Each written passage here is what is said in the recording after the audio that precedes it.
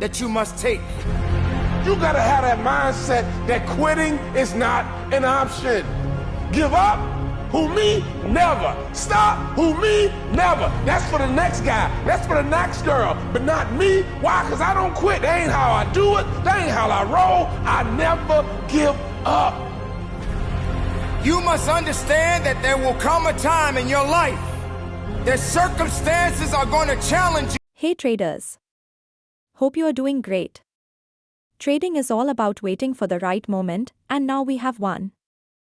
The price is at a strong resistance level, and we see rejection from this area. This means sellers may take control, and the price could move down. If this level holds, we could see a strong drop. This is a high probability trade setup.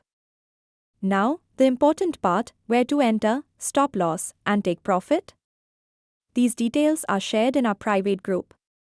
If you prefer trading alone, that's okay. But understanding stop-loss placement and rejection candles is key to success. If you want accurate trades and expert guidance, contact us now on WhatsApp so I can add you to the group. Make your trading easier and smarter.